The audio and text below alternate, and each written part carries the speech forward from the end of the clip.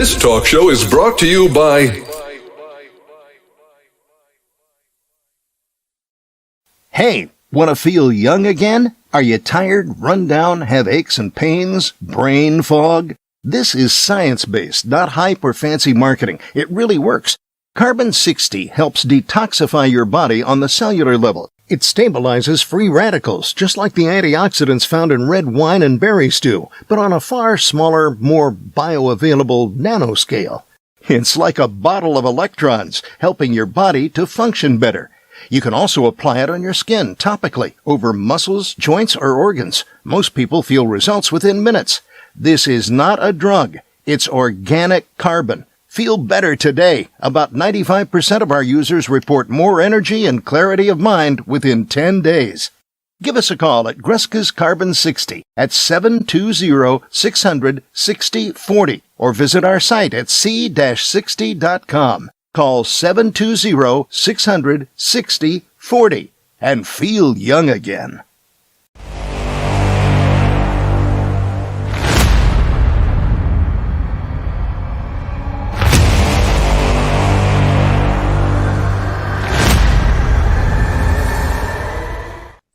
Folks, welcome back to the iHealth channel. iHealth Radio with your host, Hurricane Age. New day, new show, an awesome topic, a topic that I've been wanting to discuss. I had one show that related to this topic a long time ago, and that was during the coming back from COVID.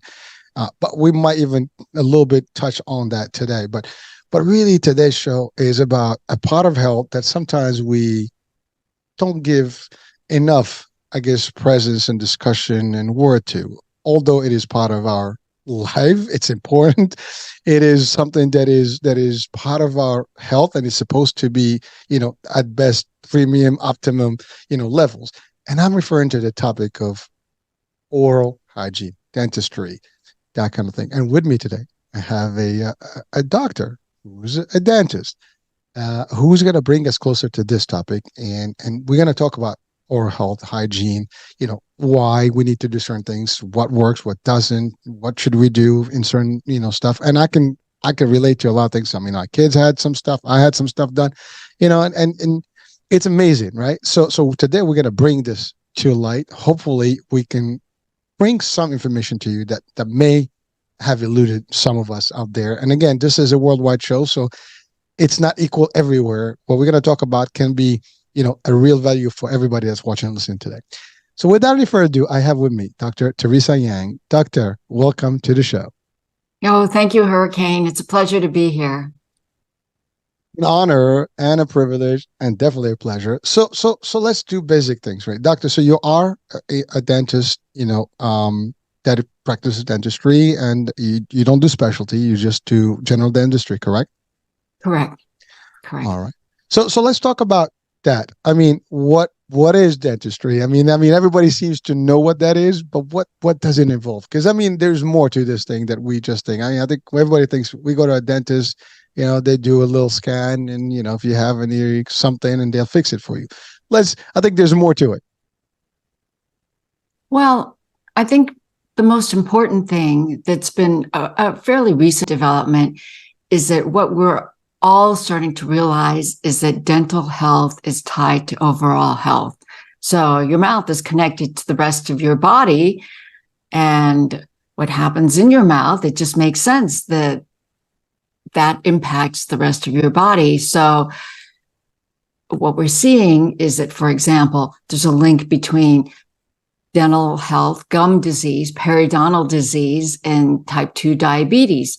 So when we have uncontrolled gum disease, then the next thing that you think is, oh, well, does that patient have uncontrolled diabetes? And maybe I should refer that person to their physician to have a look, or vice versa. If you see a patient that comes in and they had good gum health and then things start to deteriorate, then you have to ask yourself why.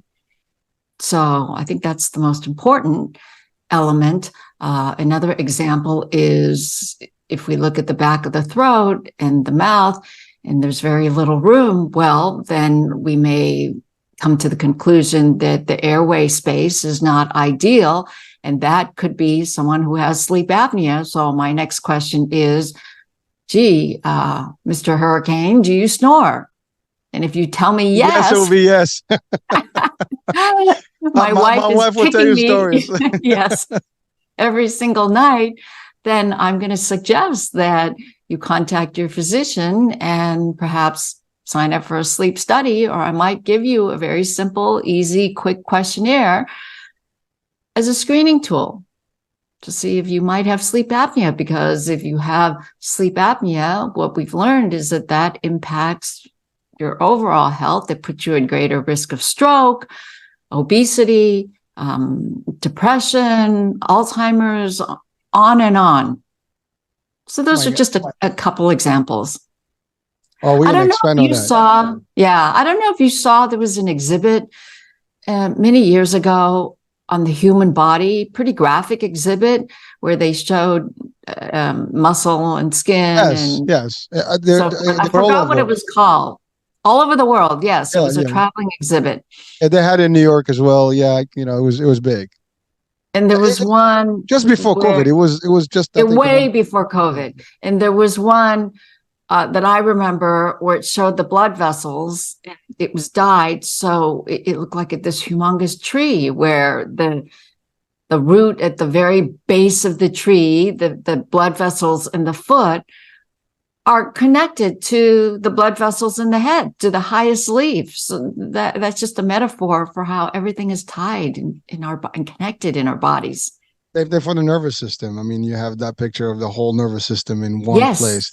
Yeah, listen, it's fascinating. And by the way, Teresa, you've touched on a lot of things. And, typically, again, the basic person knows dentistry, dental, teeth. That's the first thing we hear. The gum piece, the oral piece, and all the things that can actually affect your throat, your digestive, and the rest of it. I mean, you referred to diabetes. You talked about sleep apnea. You talked about a whole different slew of things that we would have not, at least me personally, I wouldn't thought that they were connected.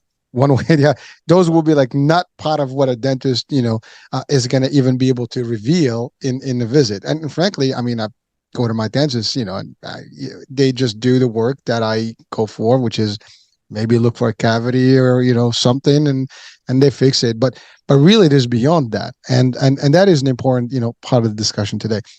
But this thing starts when you're a baby. I mean, technically, as a kid, you have development of your teeth and everything. So there's a whole range of things that can happen, from that point. Am I right, or am I missing something there? No, it actually starts in the womb. It starts it starts with a pregnant mom. Interesting. That's right. Yeah. Like everything else, right? Like everything else, right? So if you have a pregnant woman who's takes drugs, then that's going to show up in the baby, and the baby might be born with problems with addiction. So it starts that early. But you said something earlier about when you go for an exam, they're looking at teeth, but it's so much more than teeth. So I wrote a book, and even though the book is titled Nothing But the Tooth, I love it. it's really about so much more than teeth. And when you go for an exam, you should expect that the dentist looks at more than teeth. So when you go for an exam, are they looking at elsewhere in your mouth, your tongue, for example? So I can tell you, I've had different levels of doctors. Some did, some didn't. I mean, they do the full X-ray. I mean, back in the days, it was the bite wing, the little bite thing is, and then now you have a whole scan, that goes, you get that. But they do, again, I've had several levels of dentists. I've even done ozone, type of treatments, with some more, I guess, organic dentistry type. And it's different. But you're right. There are doctors that look at your tongue. They see if there's any other, I guess, symptoms of some other condition that may be affected and it's showing in your mouth. The gum is definitely something that, when you do your 6 months, cleanings and stuff, they actually check and they see like how bad your gum is and whether you have some separation. I can tell you, I mean, those are things that I have seen done to me and to my kids, for example, had done their braces. So I've been with them, throughout, 3 kids. The oldest is 26 and they're all gone through braces. And I do have a question about that to you, Doc. Is there, that comes later in the discussion, but to answer your question, some doctors do more than others. And that's just been my thing. And to be honest with you, again, doctors are different, right? Everybody's got different way of looking at things. Some, they just do the basics. You come in, it's a routine visit. They'll do stuff, there's no cavity. You're good to go. Bye. Some, like, for example, I had cavities when I was a kid, well, not a kid. My regular tooth, right? After I, had the permanent ones. And I had those aluminum, what do you call them? The fillings, right? The old fillings. And I had them replaced by the by the organic version of things, right? And so that was one of the things that, one of the doctors, and that's where we did the ozone treatment, things like that. So it was just removing all that off and, getting all that mercury out, and getting me something better. And so I got that. So that's just my experience with how it went with me personally and with my kids. So yeah, so that's my answer. Well, you talk about fillings. So yes, in the past we had just a couple options available, which would be the silver amalgam, which correct. You're correct in that it has some amount of mercury in there. Having said that, though, the American Dental Association and the research has shown that even though that there is mercury in there, for the average person, the levels are so small that it's not toxic. So I still have silver amalgam fillings in my mouth and I'm perfectly comfortable with them. But we are trending away from doing that, in part because people want to look pretty. We want to have white fillings. And so now we have composite resin materials available. That's probably what you had replaced with in substitution of the silver fillings. And once upon a time with the composites, there was really one color available and it came in A and B. And then the dentist had so many seconds to mix it together and slap it into your mouth and shape it and get it as close as possible. And that was that. But now we have, so many colors. It's like choosing a paint color for your house, and the dentist can take as much time as possible to shape that filling to ideal. So there's so many more options in terms of the materials. So the materials have improved, even with crowns. Do you have any crowns in your mouth? So that material has improved.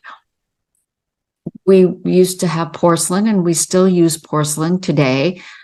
There's a type of crown called porcelain fused to metal, where there's a metal backing. So you may have seen people who, when they smile, they have a gray area around their gum line or a dark line around the gum line. Well, that's the metal showing underneath, and nobody likes that. It's ugly. So now we have these materials that are just tooth colored materials without any metal, and they look so natural. I can't even tell that somebody has an artificial tooth or a crown. So there've been a lot of advancements. Well, listen, like everything else, right? And it's good stuff. From a cosmetic, look or aesthetic look, it's appealing. Also, I guess from a healthier, with less mercury, there's less risk because if these things fall, you might swallow them, and it could be, I guess not good for your health. Everybody knows mercury, or maybe not, that it could be dangerous in doses. I love what you said, that it's not a huge quantity, but again, if someone has a full mouth of those things, it can add up. So, because I remember when the doctor removed them, he had a whole, it looks like, a PPE, look, Right, they used the scavenging. Yeah, it was the whole thing. Yeah. There was the suction. I had oxygen on. It was just, it looked like a scene, from the movies, but it was what it is. And I had the whole ozone treatment, which, by the way, I actually enjoyed that. I thought it was a great thing. It certainly give more vitality to the mouth and the gum and everything. So I that's just my experience. And by the way, people watching and listening right now, they might not even know what I'm talking about, because that's a fairly new, I believe, type of dentistry. It's not in the mainstream. Yeah, it's exactly. Yeah. Yeah, because not a lot of people know about it. I don't want to say it's not accepted, but it's not in the mainstream. Got it. I'll keep it at that. So. Yeah, well, he's more like again, it's a organic dentistry type, and he specialized in that. And so, he offered that, and it sounded right by me, and I tested it, and so far it's been good. I mean, I haven't had any problems. But I do want to go back to you literally mentioned something that is kind of mind-boggling, which is it starts in the womb. Parents, your mom, can have different, things, drugs, alcohol, whatever, smoking. We know that they completely affect other parts of the health, right? But is there a direct correlation with the mouth and the dental piece of our health? Whatever the mother takes in through, the baby, absorbs. And so, yes, so carrying on about the silver fillings. So I think in a pregnant woman or even in children, even though I said earlier that the amount of mercury, I'm not concerned personally, and it's considered safe under the levels that it's contained, in a pregnant woman or in children, I probably would not choose to do a silver amalgam filling. When baby is born, this is something very interesting that I'll pass along to you. There's a ligament that connects the tongue, that holds our tongue in place. So in a normal person, that with that ligament, you can move your tongue around. Some people can even touch the tip of their nose with their tongue. But in an infant, in a newborn who has something called tongue tie, where that ligament might be too short, so that is a problem. That baby is not going to be able to nurse properly, breastfeed properly, because they will not be able to form the seal that it takes, and they'll have failure to thrive. So this was something that was not known 10, 20 years ago. And now with the newborn at the hospital, they are checking that. I once had a patient who had a child who was 2 or 3, and the poor mother had gone through such hell, really, because her baby had failure to thrive, and she was miserable. The kid was losing weight, and it was all because that ligament was too short. So she went to numerous doctors, and they finally figured it out. But by the time that it was repaired, it took the kid some time to rehabilitate and to be able to actually had to go through therapy to learn how to use their tongue properly. Thank you, Doc. Thanks for sharing that. That's unique. I mean, would have known. I mean, that's an example of what happens right from the get-go, from birth.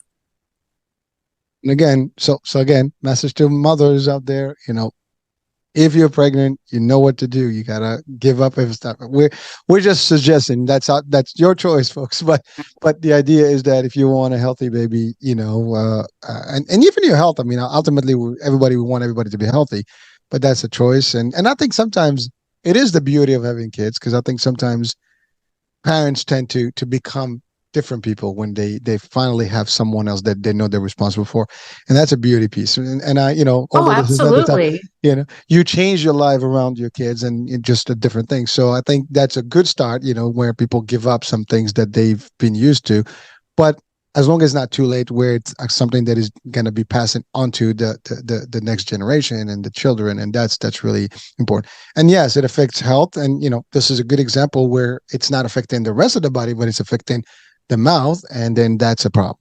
And as simple as you said, it's the tongue, and then there's abilities that need to be learned over time, because you lose some of that initial stuff. And even nursing, as you said, Doc, nursing is important. If you can't do right, that, if the kid's not getting nutrition and is not gaining weight, that's a huge problem. But you had mentioned earlier something about you have 3 children and something about braces. Yeah, I want to address that because I this is just me. I recall growing, only few people had braces, but I know that the new generation, I almost see everybody with a braces, on. It's almost like necessary to see kids going through a braces process. Is there a reason behind that today? Because in my generation, at least when I grew up, braces were like something that nobody did, and if they did, it was going to be an exception. So I'm not sure. And then it's a question that always kind of bothered me. I needed to get an answer for. I don't know if there is an answer for it, but hey, I'm gonna try. So all three of your children had braces. Yeah, which is my wife didn't. I didn't. I just don't know why they came up with the three of them braces, and they had to go to the course. One of my sons had a tighter jaw, so we had to expand a little. Yeah, expand. Mm-hmm. Mm-hmm. So it was a little bit weird. My daughter had overlapping teeth, and so I had to also do some expansion stuff like that. I mean, it's amazing. Not sure why, but it just it's an observation that I noticed. But it's not just in my kids. My best friend's kids, they all had braces, and I see them every day. Children, my kids' friends, they all have braces, no idea why. And it's happening in today's generation more than, I guess, my generation.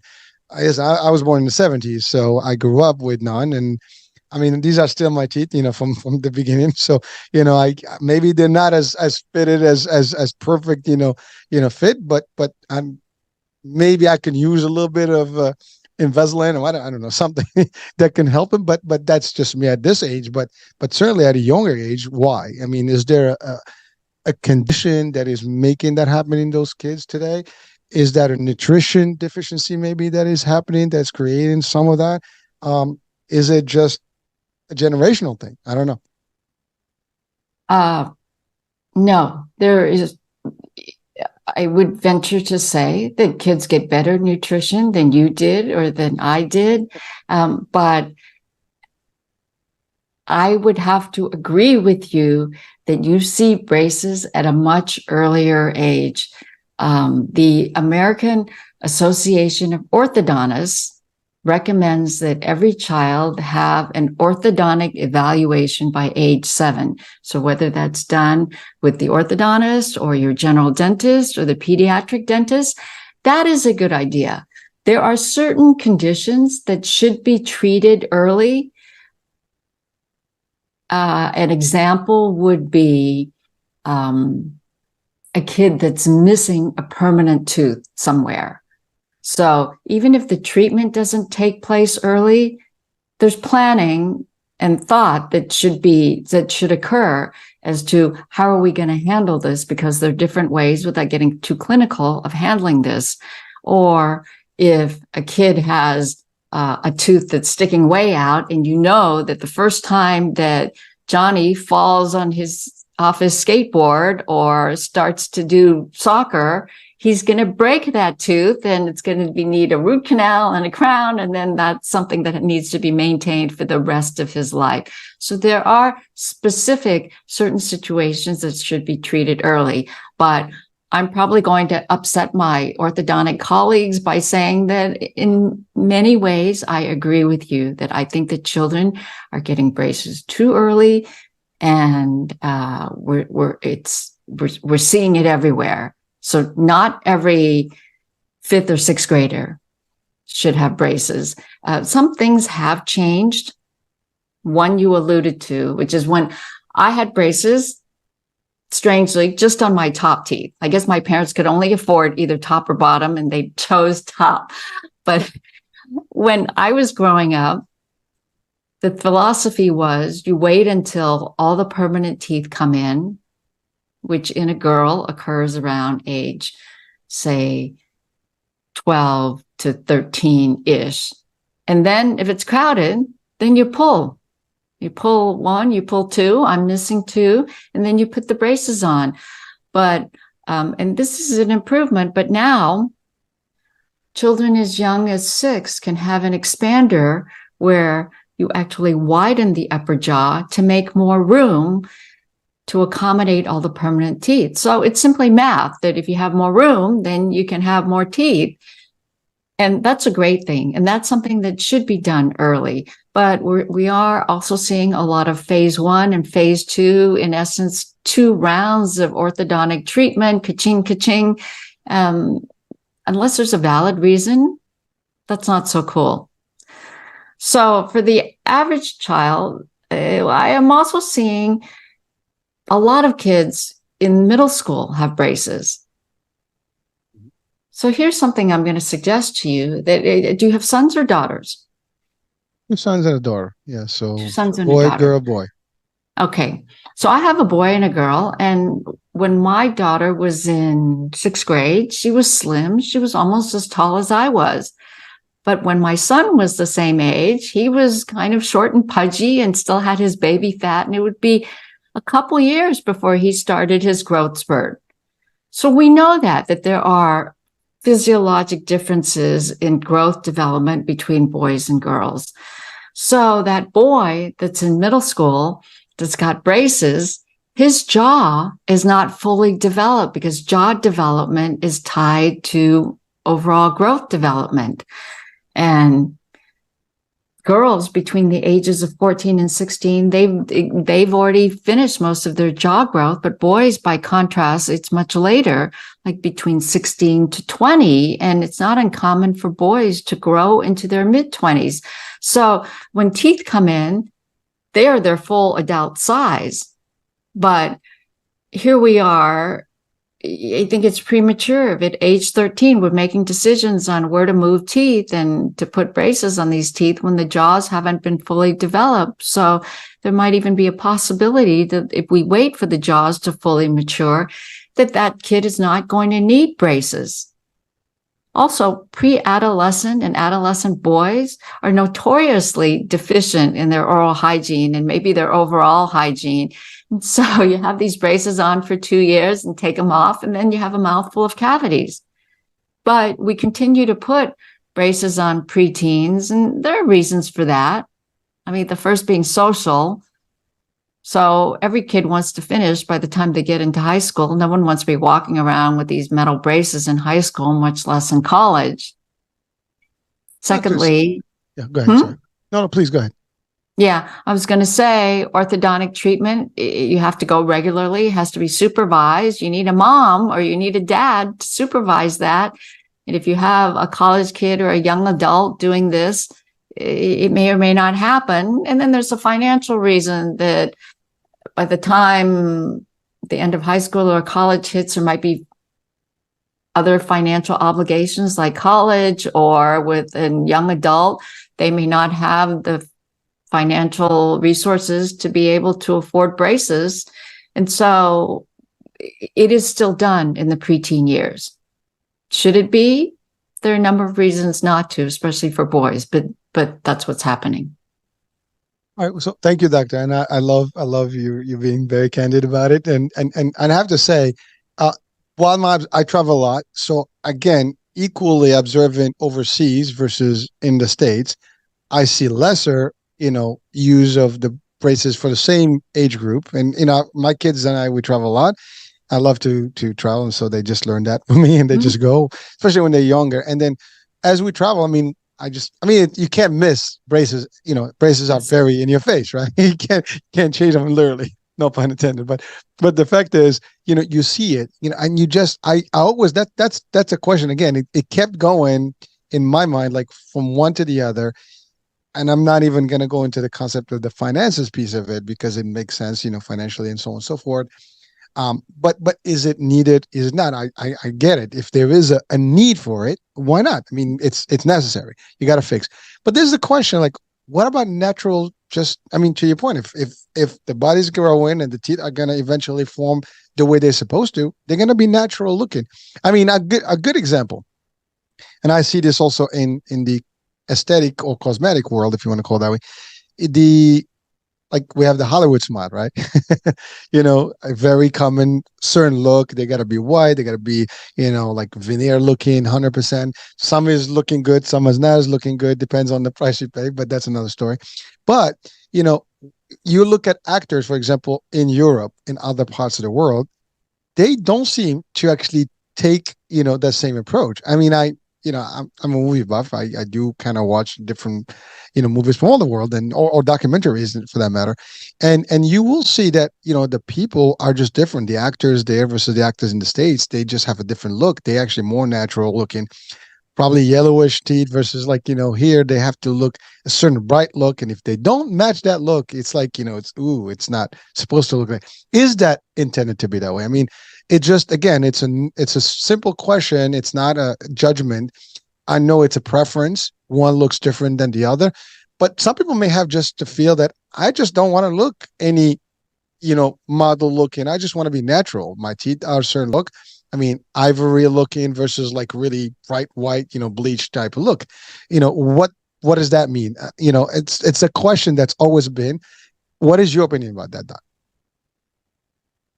I think this goes way beyond teeth. It speaks to the American society, right? and our focus on youth, and our focus on looks, and our focus on everything being perfect. Getting back to the braces, there may be functional reasons to do braces or orthodontics, and then there are the aesthetic reasons. So I don't want to impose my value judgments on anybody, but in this country, I think that there is quite a big emphasis on aesthetics and cosmetics, and so maybe that's why you see more orthodontia done in this country, or you see the Hollywood smile.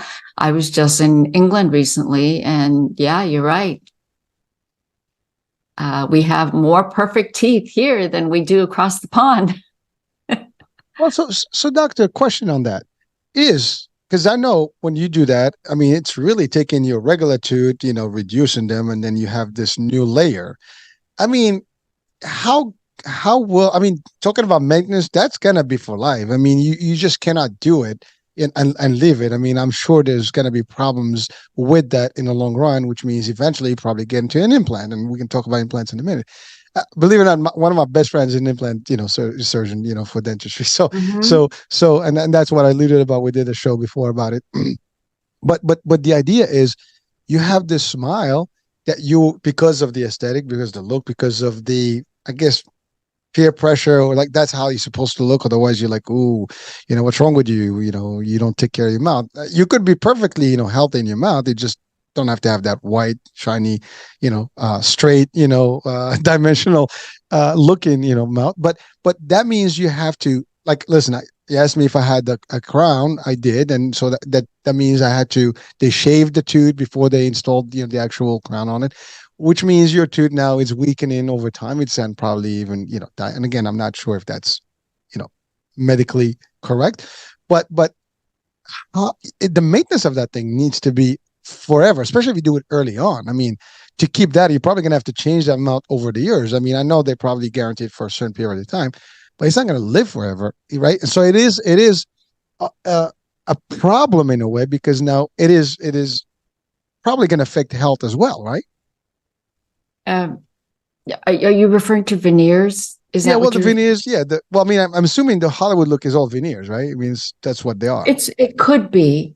It could be veneers. It could be crowns. It could be maybe it's their natural teeth and they're just whitened and bleached. I wasn't referring about that.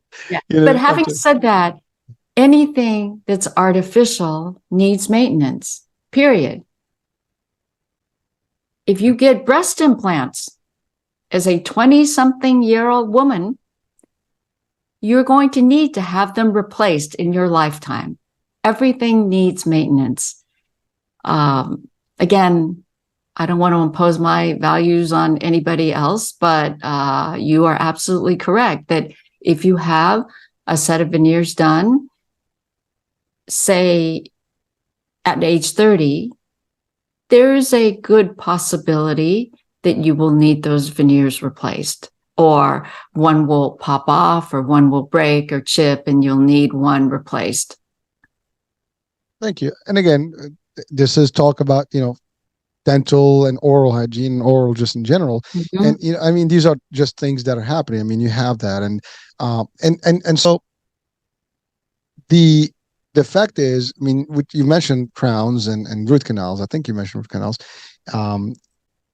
It's also part of, what happens when you're trying to fix your teeth, right? To make them look good, or at least fix them. Is there a health related problem that can happen to the rest of your body from one of those things? Like if you have a cavity and then you have a root canal and it's not maintained. If you have a cavity and the cavity grows to where, well, let me back up and say that within the tooth, the outer layer is called the enamel. And then inside the enamel is a layer called dentin that has some nerve fibers in there. And then at the very core of the tooth is the so-called nerve of the tooth or the pulp of the tooth. So if you have a cavity, a hole in the tooth, and the cavity becomes large such that it's all the way to the nerve of the tooth, and if you don't get it treated, then yes, it will impact your overall health. There's a good likelihood that that tooth will abscess and get an infection, and the infection will enter into the rest of your system and your bloodstream. And there have even been cases where a tooth infection has resulted in death. So I was going to ask about that because I did hear and I did read about cardio problems from oral hygiene. What kind of problems? Cardio, like heart problems. Oh, cardio problems. Cardio problems, yeah, that are related to a weak or poor oral hygiene. Is that fact? I mean, to your point, I mean, if there's abscess and there is an infection, that obviously going to get into your and then you get your system, and certainly it can affect other. Now it depends on your immune system, depends on a lot of factors. Something could go off, right, or that stop working. I mean, it is there. So really, the importance of taking care of your mouth, starts from the early days, and it has a high priority. And a lot of people sometimes may not know how to do that. So, doctor, what are some of the key elements that probably as simple as they could be that you can share with us that we need to reestablish? Mind you that this show is not just for the States, it's all over the world. So there are people, there may be parts of the world that oral hygiene may not be part of their top priority as we have here. I mean, in the States, you gotta, brush your teeth after food and you gotta floss and stuff. But it's not, as simple or as readily available in a lot of places. Right. And then we'll talk about some other things, such as which products are more, better than the others. For example, a lot of people talk about like all the toothpaste. Are they good for you? What kind of toothpaste you should have? Some of these things can affect your enamel and affect your teeth, or your gum versus some others. Some of those things may have chemicals that may affect your body. I'm not sure if we can, dive into that one, but the idea is some of the tips or advice you can give our general audience about like really just the basic elements of what you should be doing to keep your mouth healthy, your gum healthy. And we can talk about also like the frequency on cleanings and things like that, if you don't mind. Okay, sure. Number one, brush your teeth. You don't need a fancy toothbrush. The research has shown that an electric brush is more effective than a manual brush. I don't know if that's tied to the fact that the electric brush has a timer and it beeps at you every 30 seconds. So you're brushing your teeth for a full 2 minutes versus a manual brush where you're probably not brushing your teeth for a full 2 minutes. But brush your teeth. You don't need a fancy brush. You actually don't even need a toothbrush. It is the mechanical action of rubbing against the teeth to remove the plaque. That's all you need. Toothpaste. You don't need toothpaste. Our commercial toothpaste there are preservatives in there. There's a detergent in there to clean. There's something that foams because we equate being clean with foaming action. There might be some kind of humectant in there to keep everything moist and keep it together, or flavorings in there. To your point about everyone having whiter teeth, well, whitening toothpaste did not get introduced until I believe it was the 1960s or 1970s. And now whitening toothpaste is the most popular type of toothpaste, at least in the US, that's sold. Mm-hmm. The one beneficial ingredient in toothpaste is fluoride. So beyond that, you can brush your teeth without toothpaste. There's an old remedy that was baking soda and some peroxide and salt And if you mix that together in a slurry, people used to brush their teeth with that. So brushing, the most important time to brush is at night before you go to sleep. The reason being that our saliva flow decreases dramatically at night, and saliva not only helps you digest your food, it helps you chew your food, but it also has cavity fighting properties in there. And so if you're going to brush once a day, brush at night before you go to sleep. Flossing, super important. With the brush, you can't get in between your teeth. So the floss is designed to get in between your teeth, whether you use floss or you use some kind of a water flosser, which is the old water irrigator, water pick. That's fine, but some way to clean in between your teeth. In terms of diet, every time you eat sugar, and by sugar, I mean not only candy, but any kind of carbohydrate, like anything glucose, anything that ends in OSE, so pasta, cereal, breads, anything, it results in 20 minutes when you can possibly get a cavity. So if you're going to give your kids 6 pieces of candy, just give it to them all at once and let them eat it all at once, rather than a piece now and a piece in an hour and a piece in 2 hours. Try to keep the times that you eat as limited as possible.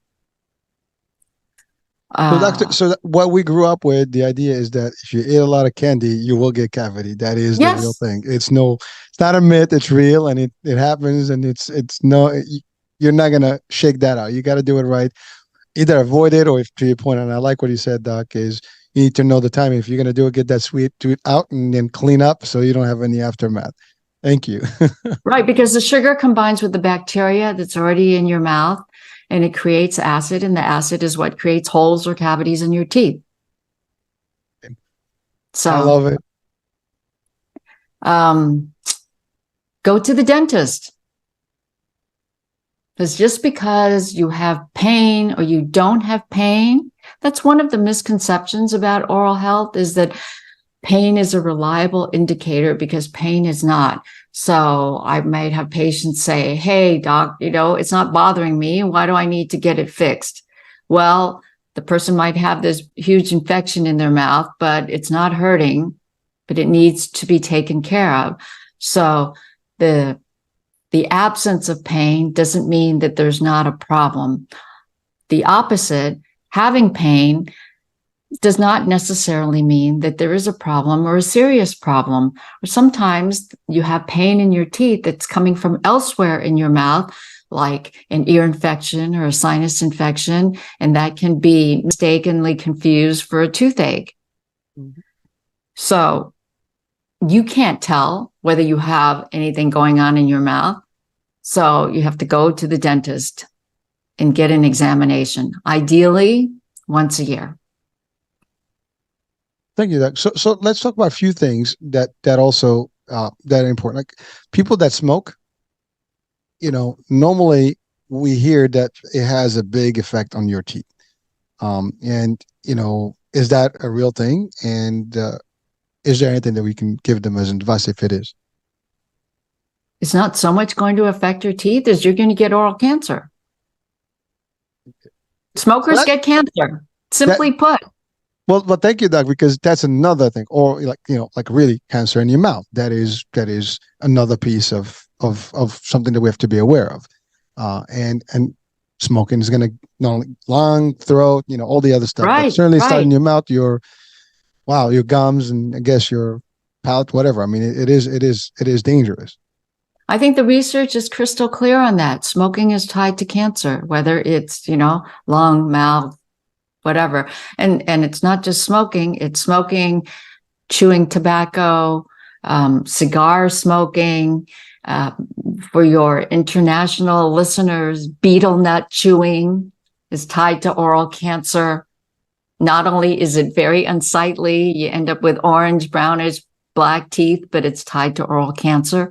And when you go to the dentist for an examination, that's one of the critical task that should be done is that the dentist should be looking and doing a screening for anything abnormal, any kind of unusual soft tissue. And if there is, take further action.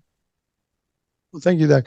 I mean, you're opening up our eyes and ears right now to a lot of things, because, some of us listening and watching right now, we think we know, but really there's more to this. And, I don't think that anyone that's going to a dentist is like, can you check if I have cancer or if I have other problems? They just go, do I have a cavity or not a cavity? That's it. Or that's really what we usually go to, or let's do the cleaning, which is, sometimes people do, sometimes don't. So thank you for really bringing that up, Oh, you're welcome. So a couple of things. Now, I know women who are pregnant, they have a deficiency in calcium sometimes. And there's a statement that we hear all the time that it affects the teeth.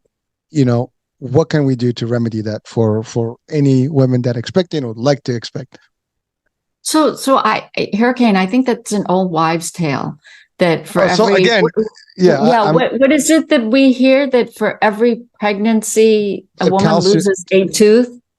Well, something like that. Well, they say that calcium is there's a deficiency in calcium, and therefore the teeth get loose, and eventually they can lose some more, especially if they have more pregnancies back to back.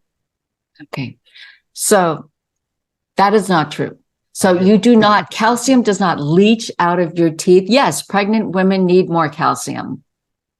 They have to take supplements, prenatal vitamins, and so forth.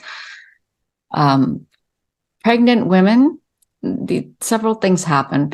One, because of the hormones, it affects the gums. And so it's imperative for pregnant women to keep their mouths as clean as possible. Any little plaque in there can cause inflammation and irritation and swelling of the gums.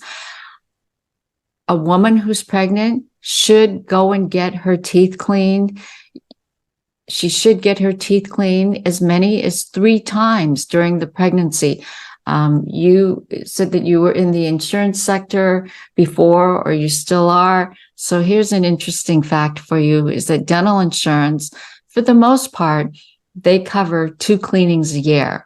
But there are some insurances that will cover 3 cleanings a year for an expectant woman. So that's important if the insurance industry has gotten behind that. So any expect. Sorry, am I right? Yeah, I'm not. No judgment here. I'm being neutral right now. Yeah. No, but it's a fair statement. It's a fair statement. Right. So any woman out there who's expecting, they should go getting their teeth cleaned. One reason that women may have some difficulty with their teeth while they're pregnant is that, 2 reasons. One, they're eating more, or they're eating more frequently, or they're eating food they're craving for that might be not the most healthy thing for them. So there's that, and their hygiene may not be following along with the increased frequency of their eating. 2, maybe pregnant women have morning sickness and they're vomiting. So if you're habitually vomiting, that's going to take a toll on your teeth. So here's another tip for your listeners. So if you throw up, anybody that's vomiting, you don't have to be a pregnant woman, do not brush your teeth right away, because your mouth is very acidic. And when you brush your teeth right away, you're just sloshing that acid all over the place and around your teeth. Get some baking soda and mix it with some water and rinse it with the baking soda rinse, and that will neutralize the acid that's in your mouth. And then wait 20 to 30 minutes before you brush your teeth. So. I love it. I love it. I mean, those are tips that who knows, right? I mean, it's always great. And anybody can do. Well, yeah. Inexpensive, easy, anybody can do. Well, thank you, Doc. I mean, you've given us a lot of easy things that we can use as alternatives, and you clarify things even like about the toothpaste versus and toothbrush. Do you need them? You don't need them. The key is the motion. The key is to make sure that you have that clearing of that acidity and all the things. Mm-hmm. That leads me to the next question. Are there any foods we should avoid, period, because they are, or drinks, beverages, alcoholic or non, that we should not consume if we want to maintain a better, oral health? Well, I think you mentioned candy early on. Yeah. We all like candy. I like candy. I eat candy, but yes, we shouldn't eat too much sucrose. We shouldn't have too much high fructose corn syrup. It not only affects, our teeth, but it affects the rest of us. It makes us fat. And listen, people that have a lot of dental work, as you pointed out earlier so astutely, it needs to be maintained over your lifetime. So say you have a mouthful of veneers or a mouthful of crowns, I would avoid anything that's hard and sticky, because you bite it the wrong way and then you open and that can dislodge the crown. It can dislodge the veneer. If you have a mouthful of veneers, I wouldn't eat any hard candies or hard food or hard nuts, because that's porcelain and it can chip. And it's expensive. Yeah, absolutely. You got that right. Well, thank you. So Doc, another question. Now we'll move to our elderly. Certainly as people age, there's definitely a loss, of gum mass, I guess, and sometimes depends on your health and how well you maintain. You can maintain for life, but a lot of people get dentures, partial or full dentures. Again, I know because from the insurance space, we cover those under our dental program benefits. But and even like because I work in the government programs, and government programs, for example, Medicaid does dentures. They don't do implants, but they will do dentures, right? And Right. so how to?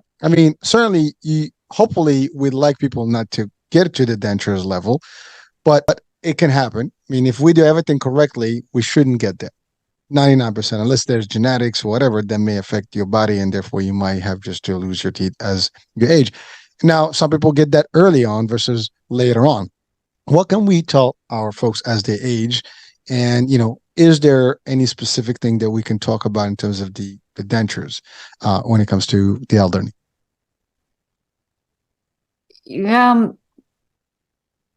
I don't agree that it's not a given. Let me just say, it's not a given that as we age, we're going to wear dentures. Agreed. I said, if, some people may not take care of themselves, eventually they get gum disease or whatever, that could be the problem. That your listeners should not expect that to happen. But here are some things that do happen as we age. We may lose some of the supporting bone that holds our teeth in, and we may have some gum recession. It doesn't always happen, but it can happen. So that leads to larger gaps in between your teeth. So you may find if you're never got food stuck in your teeth, and one day you turn around and you're 55 years old, and every time you eat, you have food stuck in your teeth, and you have to go rinse your mouth, or you have to make sure you don't have green things sticking out. So that is one thing that can happen. So oral hygiene, it all goes back to oral hygiene, that is an important element in what we do to take care of our mouths. So another thing that we see is that the older you get, you take more prescription medication. Someone in their 30s, they may take 1 or 2 prescription medications on average, but you see somebody that's 65 and they are probably taking many more prescription medications. And some of these medications have side effects that cause dry mouth. So dry mouth is a real problem. When your mouth is, as I mentioned earlier, saliva has, not only does it help with chewing and digestion, it has some cavity fighting properties in our mouth. So here you're drinking water here. We're on the radio, but yes, you said drinking water. Yes, I am. You said dry mouth, and then I had to. You reminded me. I got to get my water. And so again, it's even more critical to keep up with our oral hygiene, because with someone that has a dry mouth, you can get cavities seemingly overnight. And if we have gum recession, then the roots of our tooth become exposed, and the roots are not covered or protected by enamel. So they're even more susceptible to tooth decay. And you compound that with it's challenging for the dentist to fix cavities on roots. It's just harder than it is on the top of your tooth. And so that can have a cascading effect. If you do lose a tooth as a senior or anybody, put a replacement in there. Put something in there. The more teeth that you lose, the more spaces that you have, it will cause your bite to collapse. And then you see older people get this look where their mouths are kind of squished together, and you see little lines on the sides of their lips. Not only do you start to look old, but your bite collapses and you're not able to chew as well or support, all the skin, all of your facial muscles here. And so the area starts to sag and you start to look old. So there's many reasons, not just the cosmetic reasons, but functional reasons to replace your teeth. But paying for dental care is a challenge for seniors. Well, Medicare doesn't cover it. Yes, you know that very well. That is a surprise for many people as they stop working. Is they may have had employer insurance while they were employed, and that included dental insurance. So as they transition to not working, they're thinking, okay, I'm going to get on Medicare, and Medicare is going to pay for everything. Big surprise. No, plus you're going to have co-pays with Medicare, but Medicare does not cover dental for the most part. There are some very few exceptions. It doesn't cover dental. It doesn't cover glasses or contacts. It doesn't cover hearing aids. So you're talking in my space right now. That's what I do. Yeah. So you got a plan for that. We have plenty of plans out there. I can sell it to you. Yes. Well, as a matter of fact, thank you. I mean, you're right, doctor. Medicare doesn't cover dental, doesn't cover vision, doesn't cover hearing aids. Although dental, there are some preventative things that can be like the biowings, the X-rays and a couple of cleanings or whatever every 6 months. But that's about it. There's no dental stuff. There's no additional. It's a very bare bones plan. Yeah, and so you have options. Obviously, you can buy a supplement, or you can literally get into a managed care, plan that has a dental component, and most of them do some allowance, 2,000, 3,000, a year for dental, which can go towards everything. Many will not allow implant, but allow other things. Although there's discussions about that within the industry that if you're going to give an allowance, doesn't matter what it is, as long as it fits into, maybe it could be one implant or two implants. But that's it. But so that's it. I'm not going to talk insurance today, but really, you're right. It is just in general, dentistry is not cheap, and it's there is insurance for dentistry, and they also are different set from the medical insurance, and they're just different way of they design the benefits and the copays and the stuff. I mean, obviously, it remains expensive, even for like we talked about, crowns. And if you do a crown, if you have a root canal, you're gonna pay a portion of that. And a true story about in 2000, actually, I started a dental discount program personally, where we had contracts with doctors to give a certain percentage discount, for people that go, because this way it helps them. So I can tell you, I mean, we did it because there was nothing efficient enough. So at least we were able to help some people reduce some cost. And it is a very difficult, aspect of it, but yet we do need it. I mean, you talked about like how is it important. I mean, if you have a good set of teeth, you're going to eat well, you can chew on food better. That means your digestive system is not affected. And then all the other stuff, that you might have as problems is going to go away. So it's all linked. I mean, we're supposed to operate all in optimum levels across every single department in our body, right? But you fail, in the mouth, and that could be just tremendous. You might not see the results immediately, but over time, I mean, again, if we don't chew food, for example, correctly, it does impact your digestive system big time, and then you have other problems now, and then that's a whole expensive cost that can become later on. So, and that's not about cost; it's just your health. There's pain. There's really, it's just difficult to suffer. Nobody wants to suffer, right?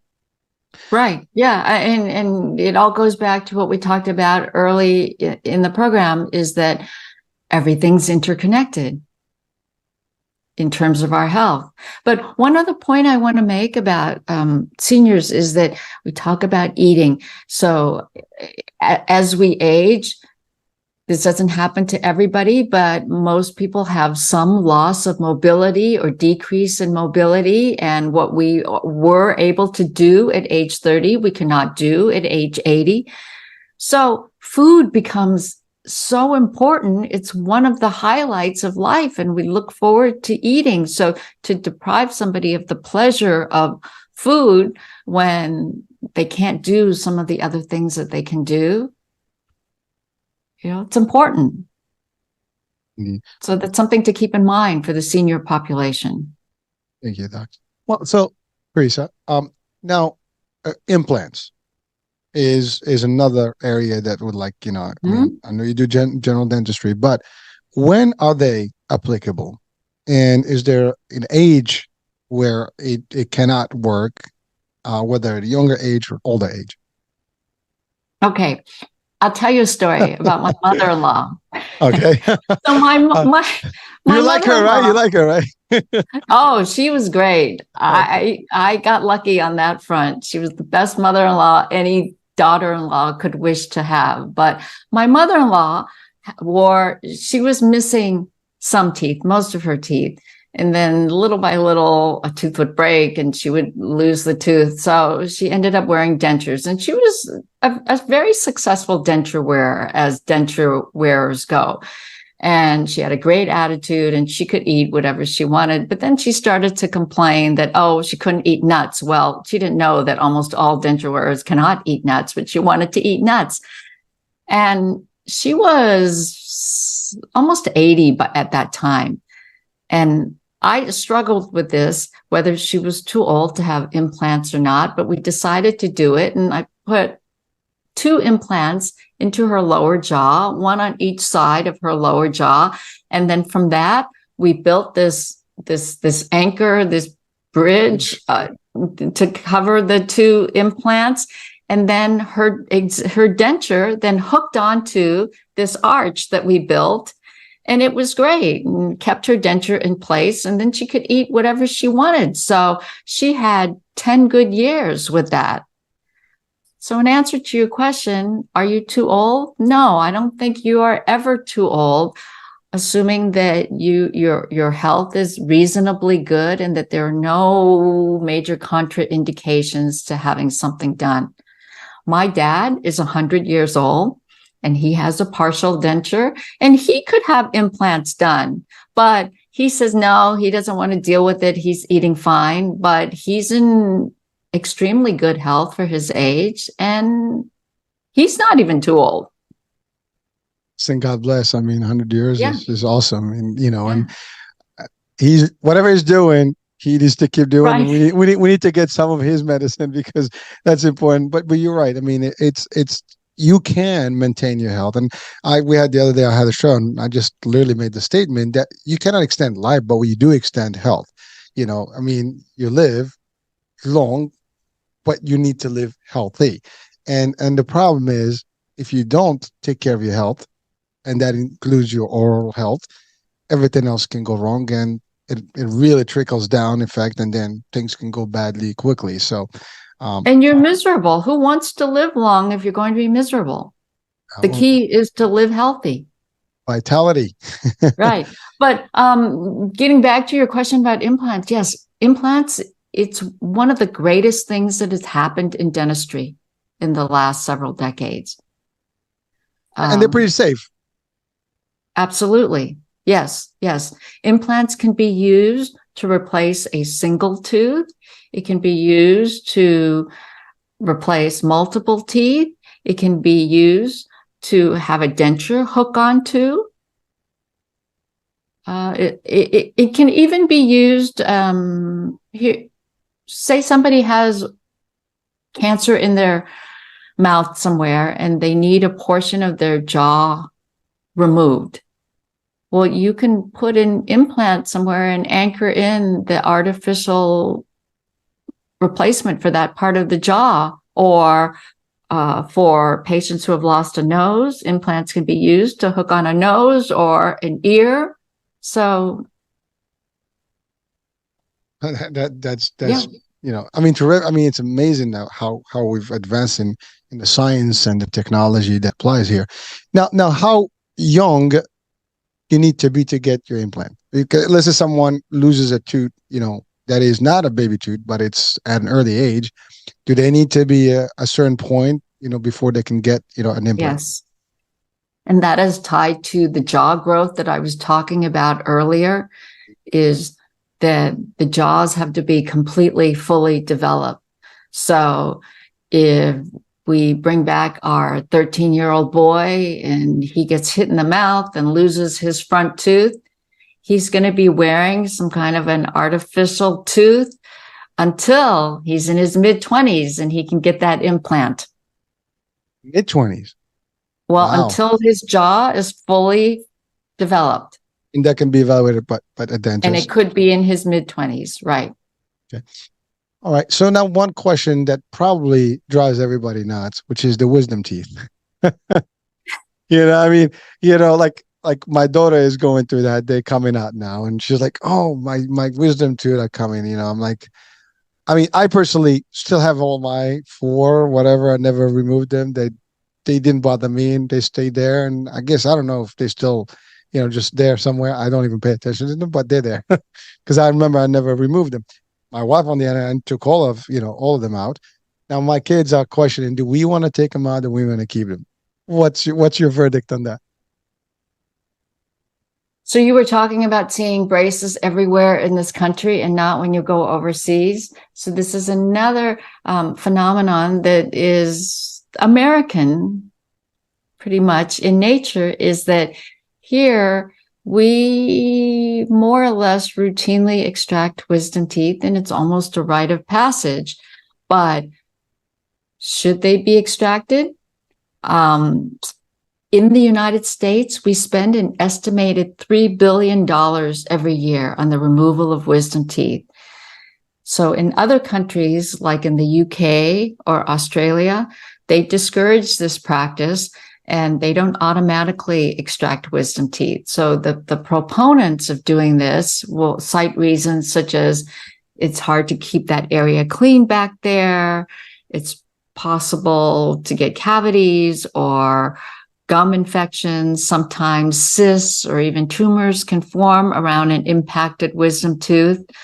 If there's not enough room, if we've established that the jaws have fully grown and there's not enough room, why not get rid of the teeth sooner rather than later? Because we all know that surgery and healing, it's always easier and faster in a younger person. So maybe the most common reason to take out the wisdom tooth is the thinking that it's going to push your other teeth.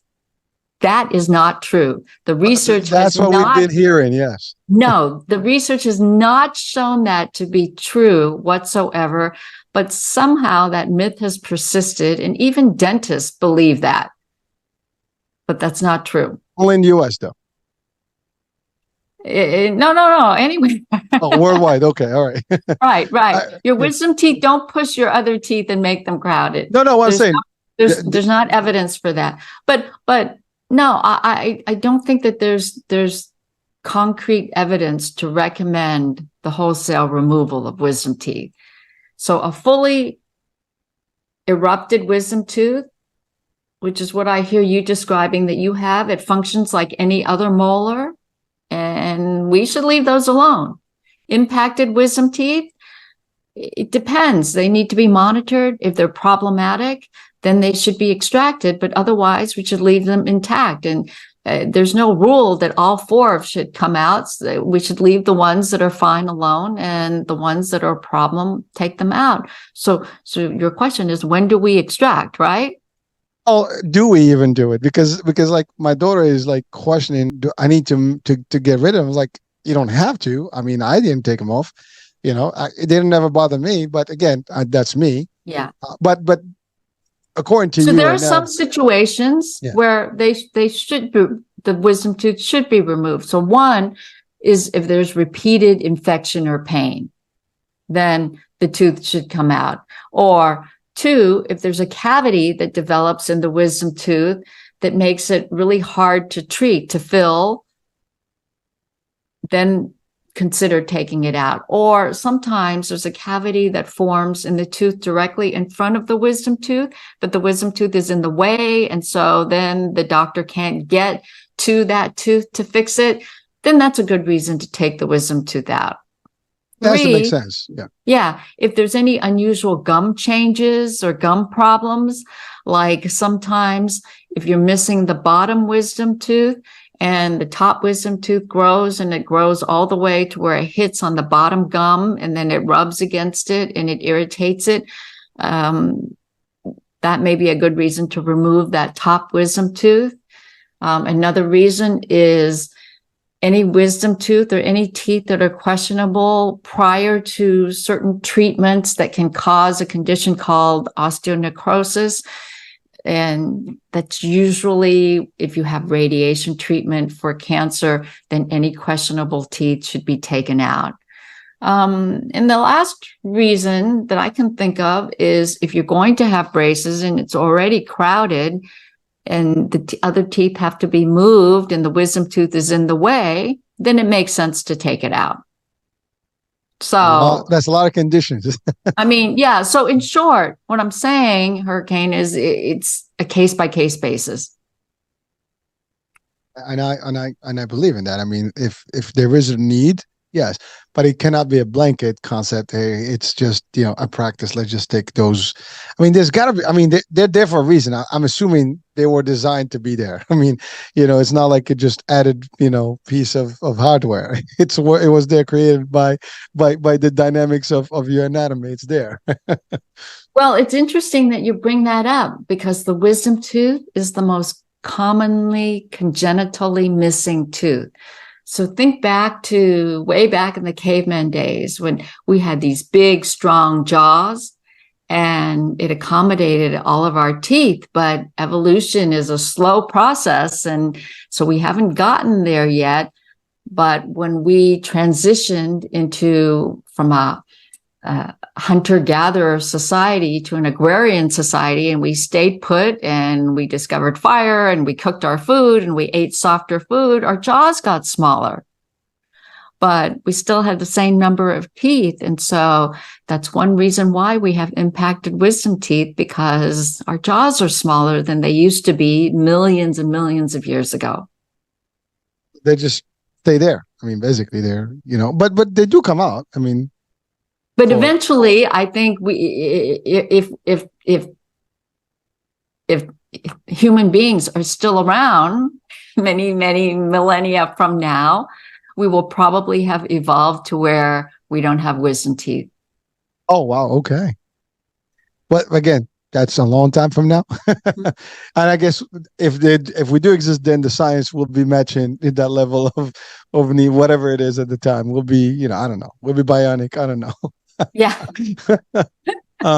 Wow. Listen, Doctor, we covered quite a bit of areas here. Are there anything that we did not talk about today that you'd like to share with our audiences? I think we covered quite the gamut here. I thought we did, but there's always something that I may be missing. So that's why I had to ask. Oh, well, so Doctor, I mean, I enjoyed this. I mean, we had fun and we've covered quite a bit, and I appreciate you being as honest about certain realities, whether there's a need for things when there is a need for things, and sometimes societies define different things differently based on different interests, I would say, and there's some financial piece of it. There's some society, to your point, just it's how we live, we are into the looks versus like some other cultures where they might not have that. And because, again, our show here is worldwide and it literally going to hit different people from different cultures, different thoughts and beliefs. I think, you've covered pretty much everything for everyone. And depends what part of the world you're in, folks. You'll be able to see what works and what doesn't. But at the end of the thing, I think the clear message is you got to take care of your oral health, because it is where everything begins, for your gut, and everything else. And, and it's important to keep it healthy because you want to live a healthier life for the longest, as long as you live. Any great words of wisdom you would like to leave our audiences with today? Well, why don't I say this, that to whiten your teeth is very safe, and there are great products out there, but no one needs to whiten their teeth. And if you want more information, I have a website, www.teresayangdds.com, TeresaYangDDS.com, and I have a lot more information on there. I have a blog, a lot of information in my book, and there's more out there to learn.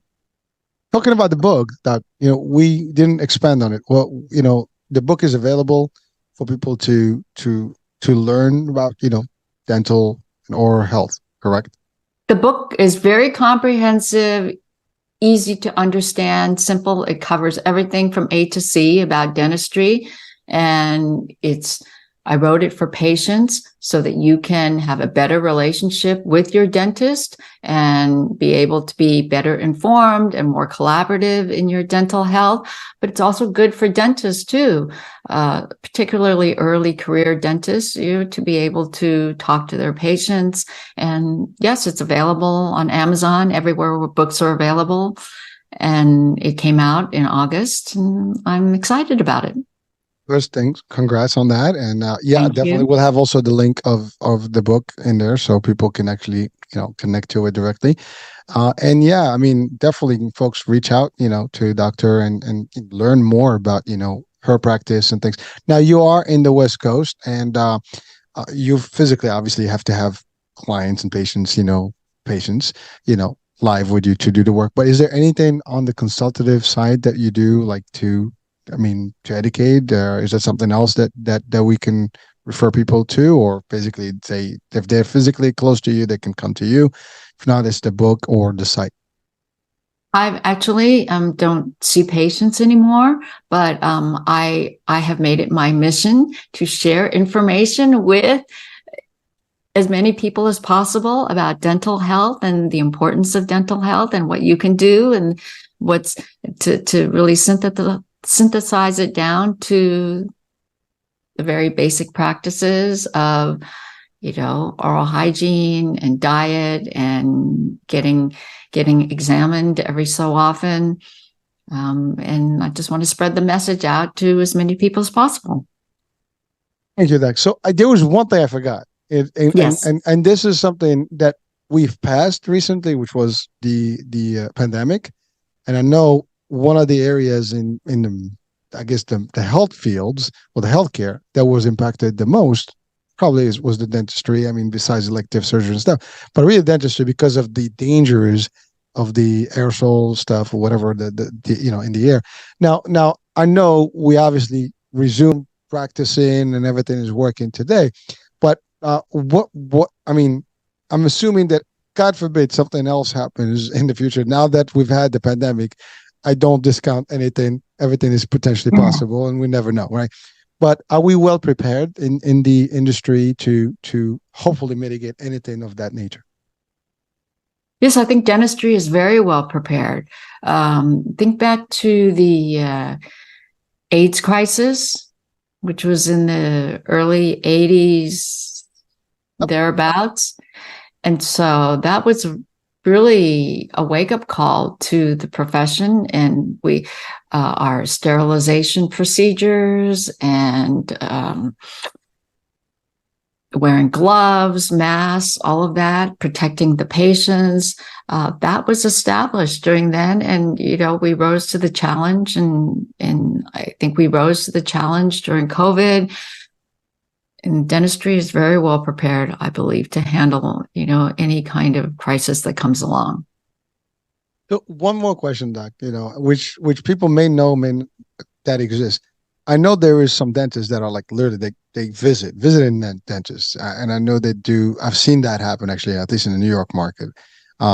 Is that efficient? Is that, obviously it does not meet the same level that you'll have in your office space, right? but I've seen that happen, where you have mobile dentistry, literally. What do you say to that? I think it's great. I think it fulfills a need that's only going to grow because of the demographic changes in this country. The U.S. is getting older. And so if the patients can't come to the dentist can go to the patient. There are now handheld X-ray machines that can be used, and there are portable units. So it's a good option, quite honestly. Well, I just wanted to confirm that, from your expertise, that you will really support that idea. And by the way, it might not be around the world in some parts, but it is an option. And someone out there, if you have a lack or distance, whatever, there might be potentially, if dentists out there may want to adopt some of the technology and be able to do this, that could be something beneficial in rural areas, around the world. And believe it or not, even in the States, not everybody gets the same access. If you're in the suburbs, the distance between you and the nearest, clinic could be a little further than in New York City or some metropolitan. So, and that goes around the same around the world. So again, that's just something that came to mind that I wanted to clarify with you, Doc. So thank you so much. Right. I'm kind of thinking about my father who, the last thing he wants to do is set foot in any kind of a medical setting. But if it came to him, he might be more easily persuaded. You go. Well, I mean, we have visiting doctors, in general, and you have mobile units that go to neighborhoods. Yeah. And this is just the next phase where, again, but when you think dentistry, you think about the whole drill bits, and you have the lights, and you have the chair and all this stuff. But now it's a lot simpler than that. And we have the equipment and the technology to do it in a portable format. And it has been out there. So. It's a little bit harder to navigate and to figure out, and it might not be ideal, but having some care is better than no care. Oh, agreed. Well, you can fix a cavity. You can do some basic stuff. Maybe not a surgery, but the basic stuff can be done. So, but at least, to your point, it can help someone, even talked about dentures, and maybe someone needs fixing, whatever, they can come and take care of it, bring it back, send it back, whatever. So there's definitely a merit to that. So, but again, just wanted to share that as a piece of information and get your, I guess, approval and your expertise on it, on the matter. So thank you. All right, doctor. So I think we've exceeded an hour, so we had fun. Yeah. Yes. Wow, time flew. I thought it was like just there. I just looked at the time now. So thank you so much for being with us and for really sharing a lot of great insights. And, I enjoyed our discussion, and definitely, I think it's going to be beneficial to a lot of people, and hopefully they can get, hold of your book as well. Anybody should get, at least access to it to see like what that is. And if you're in the industry or you're the dentist, world, maybe this is something you want to have. Maybe insurance companies could have that as well. You never know. I think it would be a good training tool. There you go. Listen, I'm pretty sure it has all the good nuggets that we need to know about, whether we're patients or providers, at least from the basic elements. So, well, thank you for doing that, doctor, and sharing your years of expertise, in the form of book and access, and also for coming on the podcast to talk about these things. Well, thank you very much, Hurricane. It was my pleasure being here, and I enjoyed speaking with you. Listen. Honor, privilege, pleasure, always. Thank you so much for really, for this. I enjoyed it. So that being said, folks, I hope you had another great time with us today with a lot of information. And this time it affects this piece that is always talking, it's always in the face. It's the first thing people can notice. So let's keep it nice and good. And it's the part that helps us, stay healthy through nutrition and things. So let's do the best that we can. And again, I'm guilty as charged. I've had some work done myself because when I was a kid, I was bum and, I made some mistakes. And you know what? I tell my kids, do not make the same mistakes. So again, just take care of that and your overall health. That's it. American Age. We'll be talking soon. New day, new show, new topic, new guest. Bye for now. There's a lot of talk all over the internet these days about the remarkable benefits of carbon-60, and baby boomers are especially excited about it. Whatever generation you're in, if you want more energy, better health, and a boost in vitality, we invite you to try Greska's Carbon-60, a stunning development in free radical destruction. Being much smaller in size than conventional antioxidants derived from fruits and vegetables, it is far more bioavailable to quickly mend the toxin-crippled cells in your body. Greska's Carbon-60 is the only C60 product that is made without the use of undesirable solvents. The only one. Greska's Carbon-60 was developed by a brilliant NASA carbon scientist, and 95% report positive results from this Nobel Prize-winning technology in just 4 days. Visit c-60.com. That's c-60.com or call 720-600-6040.